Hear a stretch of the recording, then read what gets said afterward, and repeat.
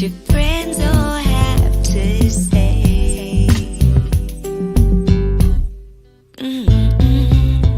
Oh yeah, we're pillow talking today. I'm so excited because I've been a fan and I'm just meeting this young man for the first time. Let me tell you what we're talking about today, first of all. Actually, we're talking about it today, live right here, but also we'll be talking about it on the radio version of Pillow Talk with Angela on WHUR, Sirius XM, B Spire, Jam 98, and of course, all the new public radio stations that we just picked up. I'm so happy about all of that. And I'm so happy that this guest is here. His name is Randall Scott. And I know you've heard his name before because if you watch Ready to Love Miami season 6, he was all over that show. Well, he's still doing his thing. He's a fitness expert, coach, lifestyle expert, and he's at one of my favorite gyms. Actually, I go to Equinox. So who knows? Maybe one day I'll run into Randall. Ladies and gentlemen, please welcome the one and only Randall Scott. How you doing? I'm good. How's that for an introduction? Oh, I love that. Oh man, where do we start? I love talking about relationships. I mean, that's what we do, trying Right. to help people. I guess the main thing is communicate better. That's the whole thing. If people can do that, Yeah. they can more than likely save their relationships. Oh, we're getting love already. It usually takes people a minute. You've got, this is Sonia or Sandra. Hello from Albany, New York. Hey, Sonia. I love that. How you doing? And hey, Marvin. Oh, she's like, hello, Randall. Okay. All right, that's okay. I love it. So, yeah, we talk all about relationships. And Randall, you just were on a show that was all about relationships. I mean, I Right. can't even imagine being on a reality show like that. How was it for you? Oh, I mean, if you've seen it, you know I went up and down in my emotions throughout that series, right? But it was great. Like 2020 hindsight, it was like one of the best decisions I've ever made. Ah, something you would do again? Yeah, 100%. I kind of like it now. I kind of fell in love with it after I got away, and I'm just like, wow, like I just did something I never would have thought I would have. It's like more of an accomplishment than anything. Yeah, things Yeah. happen like that, right? When you're caught Yeah. in the moment, you're like going through the motions. Then you look back, you're like, wow, that was amazing. Right. Right. That's exactly what happened. That's beautiful. And so, of course, Tommy, nephew Tommy is a part of the WHUR family on the Steve Harvey Morning Show. And I'm just so proud of him for doing a show like that and bringing people together who are ready to love. Right. So, as you know, our topic is people who are in relationships. And, everything's always good in the beginning. Everybody's, everything they do is perfect. You're in the honeymoon phase, but then Yeah, it reality, gets rocky. Yeah. it gets rocky. You start Yeah. really, the representative goes away, the real person is there. So we're seeking advice actually for all those who are listening and watching live or even after the fact. Please comment, because we really want your opinion. How do you get through the rough times? I mean, it's easy to bail. How do you not Yeah. bail, Yeah. Randall? I mean, me personally, I feel like most of the time we're so caught up on what's going on with the other person, we forget to look in the mirror, right? We think everything is all peaches and roses and stuff like that. And then the first couple of red flags we see, we forget that we're human and we're probably not doing everything right either, right? So instead of for communicating and talking our way through it and figuring out what's going on with me too, I'm just going to avoid talking and get out of the situation altogether, So. You said you're going to avoid what? Talking? Yeah, avoid talking about the situation and remove myself. I mean, I feel like a lot of us do, and I'm gonna say us because I felt victim of this. Like even on the show, I've done this, right? Whereas like I see things that I don't like, and instead of me speaking on it, I kept it to myself, and I did myself a disjustice by doing that because I didn't give that person the opportunity to change anything. They don't know what's going on, you know? Yeah. Yeah. I love that. I mean, because you're right. I mean, oftentimes in relationships, and I know women are really guilty of that. as well, Right. expecting the person to kind of be a mind reader. You're like, well, he should know me by now. He should Right. know, XYZ. No, I think it's our obligation to talk about what's on our minds, what's on our hearts. And it's tough talk sometimes. I mean, Yeah. Randall, I mean, if you're in a relationship and you do something that might hurt the person's feelings and you have Right. no idea, you're oblivious, this might be the way you rolled in other relationships and everything was fine, but Right. everybody's different. I think if you do something and I'm not good with it, I do myself and the relationship an injustice by just going along with it. I got to figure out a way to say something. 100%. Everything starts with communication. Where there's no communication, there's no relationship, and that's really what it's about, right? Yeah. And also, I think we need to be more realistic, right? Like the world is so caught up in social media and the gender wars that like we're coming into these relationships with all these stipulations and standards that we want to throw at people. Like not understanding when you really get into a relationship with somebody, all that stuff goes out the window because you have to find compromise somewhere, right? And if you don't, you're not going to get anywhere. Yeah. I mean, and Correct. you're right on point. I mean, you have to look in the mirror and you do have to compromise a little bit. I mean, for me, I got married late in life, just last year. Oh, wow. And Congrats. so I spent most of my life, I mean, I've been in relationships, but I wasn't married. And so at the end of the day, I mean, I'm living my best life. I'm doing, what I want. And Right. if I felt like the relationship was worth it, then yeah, I'd compromise. Otherwise, thank you. We had a good time and I'm out. But when you want the relationship to work, you have to acknowledge these are two adults, two individual human beings Right. with individual ways of doing things. And that's a good thing. You have Right. to figure out, okay, is this something I can compromise on? You know? Yeah. I mean, everybody has a different thought process. I mean, if a person's really worth it, is what it really comes down to, and like actually spending the time to get to know someone to really know if it's worth it outside of the beauty and the physical attraction, like what's in the book, the substance on the pages, right? Right. Like once you figure that out, we gotta let the pride go. Yeah. That's all it is. It's Yeah. pride. I totally agree. And looks like Marvin agrees with you too. Proper communication with obligation creates meaningful socialization. Always making it rhyme. Yeah, I like that. That's fire. I'm gonna have to steal that. My bad, I Marvin. know, right? Pretty good. Yeah, that was dope. I like that. This will be on Facebook and YouTube forever. So you can always come back. Thanks, Marvin. Love that. I mean, so, we're talking about just not bailing, and just, I guess, Yeah, sometimes holding your own feet to the fire and saying, okay, this, maybe I haven't been down this road before in right. a relationship. Let's take a look at this. And I mean, are there situations where maybe you don't need to compromise? I mean, maybe this is something that you need to really be honest about and say, no, I'm not, no, this is just not working for me. Yeah.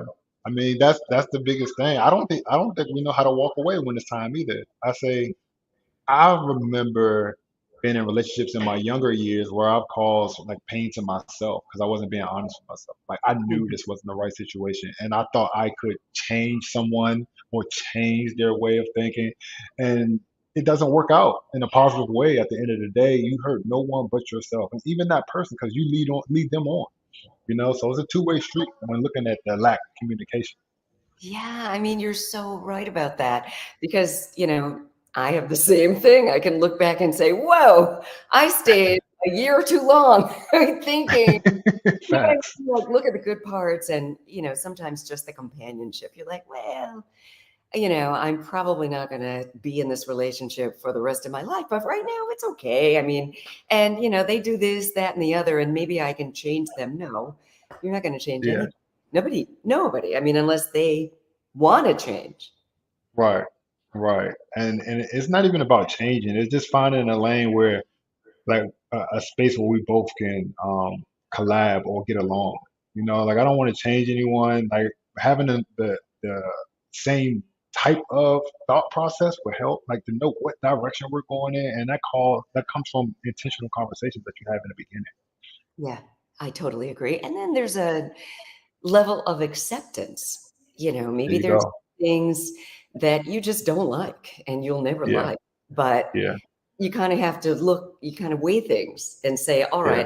I'm probably never going to like this about the person, but I love this. And, maybe figure out what you can deal with if the relationship is worth it. Right. So you're talking about the 80/20 rule. I think so. Yeah, that's what it's about.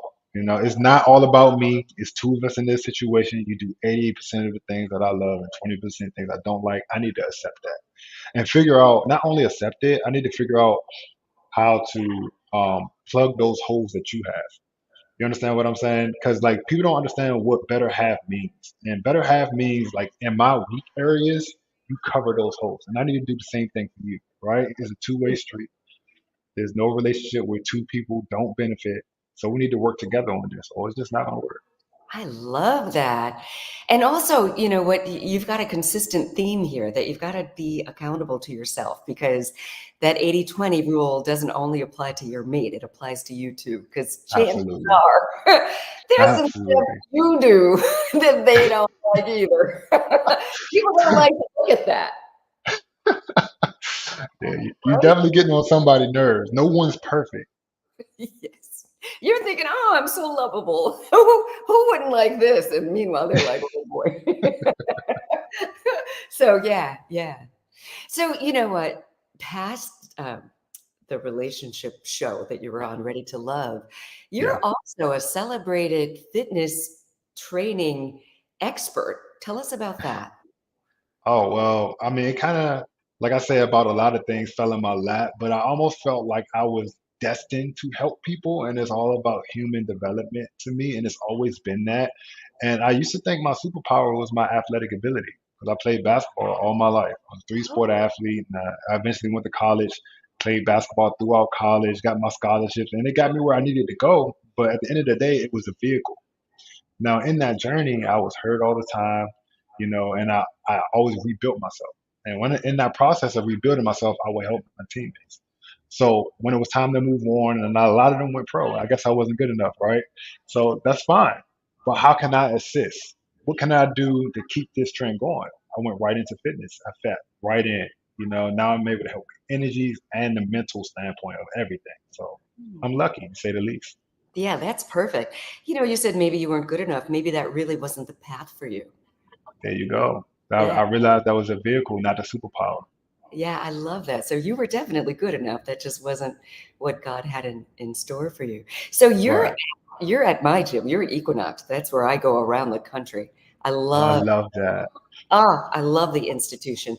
And it seems that the trainers there are highly vetted, and Mhm. it's not just about showing you how to have good form and working on certain equipment. It's the whole thing. Right. Nutrition, right? I mean, it's the whole Yeah. thing. Yeah, maybe they need Yeah. to be sponsoring this show. We got Randall Scott. I would love for them to, because you're speaking about life. You know the line. It's I life, not fitness, right? And you're speaking on the movement, nutrition, and regeneration aspect of it. Like what people don't understand about Equinox is more about the lifestyle and not the gym, right? We ask you 1,000 questions. We have the best trainers because they invest in the trainers. I used to be one. I was a trainer for Equinox for a little while, and even though I came in with my national certification, I still had to take classes and practicals. It never ended, and I had colleagues who were there longer than me, 10 years, yeah, 11 years, and they still had to do those classes. So that's why the trainers are so good. The yeah. programs are so good because they invest in it. Thank you, Jerry, for that beautiful compliment. And yeah, you're right. I mean, I moved away from DC and lived in New Okay. York for 7 years. And, I'm over here living on the Upper East Side, and I was Uh-oh. looking for a really just nice area. And, Yeah. I was still pretty high profile, and I wanted to go to a gym where, I wasn't going to just be that recognized or whatever. And Right. my colleagues were recommending Equinox. And there's everybody there, but nobody cares. It's Exactly. right. I mean, and even in, Exactly. Equinox and the DMV, like you get all the Real Housewives or there, all the local celebrities and people who just want a good workout experience Right. go there. And it's going to cost you a little bit more. But in my opinion, it's really worth all of it, because of all of those things. It's not just the workout, it's the whole lifestyle and healthy lifestyle. If that's what you're about, I think people should consider it. It's a Yeah. good investment. Yeah. I love that. You took the words right out of my mouth. Investment. Yeah. Investment. And when you come back, we just opened a new club on Wisconsin Avenue. So when you come back, you definitely have to come by.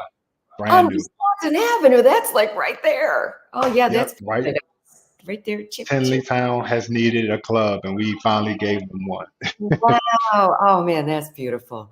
Yeah. Randall, I love talking to you and I love what you're doing with your life and you're helping a lot of people, Yeah. in that seems to be your brand. Yeah. Uh, so after Ready to Love, would you Uh-huh. go on a show like that again? Honestly, I would. Believe it or not, I absolutely would. I've learned that communication was the superpower. That's what I was getting at. And Yeah, I really enjoy interacting with people. And the feedback that I've gotten from being on TV was kind of crazy. And I was like, you know what? I wouldn't mind doing that again, for it sure. does. It does. It puts your whole profile on steroids, the power of television. I remember Miles Davis was Yeah, quoted years ago. I mean, he's been amazing since the beginning of his career playing that trumpet.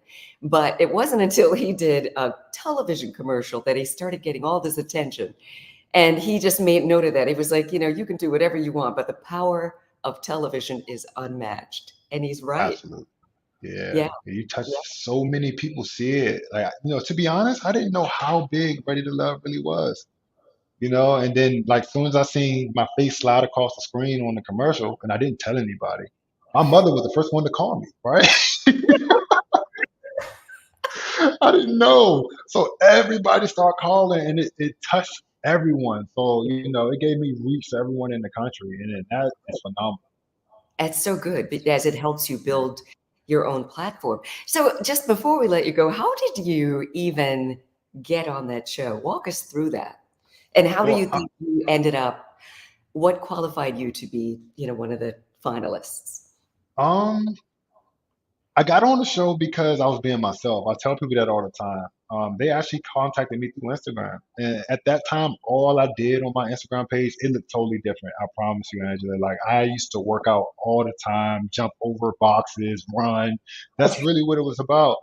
And they came in, they contacted me, and I was a little nervous about doing it because I've always been a low key guy, Mm. at least I thought so, right? And then I ended up just going through the process thinking that I wasn't going to make it. And I did. And every time I put a limit on what I was going to do, I went further. Like I went from I'm not going to do it to I'm going to do it. And I said, okay, I can do one episode. And then one episode turned into 15, right? So Oh, um, what got me there is the same thing that I do in my everyday life. I would say I'm real genuine. Who you see is who I am. I don't try to fake the front. I be myself every day. I am an active listener. I actually listen to people. I help people feel comfortable, and you can't help anyone without taking the time to listen to them. You can't provide a solution to anything. And in any relationship, those are key factors. And because I already possess these factors, it was easy for me to like connect with people. And then it got to a point where it was I was connecting with too many people. Right. So I had a different I had a different problem than everybody else, right? Yeah. So like that's literally how I ended up as a finalist on the show. I love that. Well, thank you for spending time and just, giving us your wisdom about relationships. It's good stuff. Really good I stuff. appreciate you. I appreciate you for having me. Thank you. Thank you. Continued success to you. I see right there you've got your, is that your Instagram? King Randall? Yeah, yes, King Randall 31 on all platforms. Nice. And Yeah. if you remember, that came off the show. Sharice gave me that, so I decided to run with it. Run with it. It's all you. Thank you so much for joining us. And make sure to connect with King Randall 31. And, again, this is going to be, excuse me, on Sunday night, everywhere on radio. Oh, that's nice. Thank you, Randall. Yeah, that's Thank awesome. you. Yeah. All right, have a good one. Jerry, too. Thank you for commenting, and everyone who took the time to comment. Randall Scott, ladies and gentlemen, this is going to be on Sunday night, of course, on 96.3 WHUR. It's going to be on Sirius XM. It's going to be on HUR Voices on Monday night at 10 o'clock. It's on Jam 98. It's on B-Spire TV. We're all over. We picked up 135 stations on Black public radio stations. So make sure you catch your local radio station and tell them that you're listening to Pillow Talk with Angela. This has been amazing. I feel like I made a new friend with Randall. Thank you all for watching. Tell everybody to come back to YouTube and Facebook. You can comment anytime. This will live there forever. And thanks for watching. Have a good night.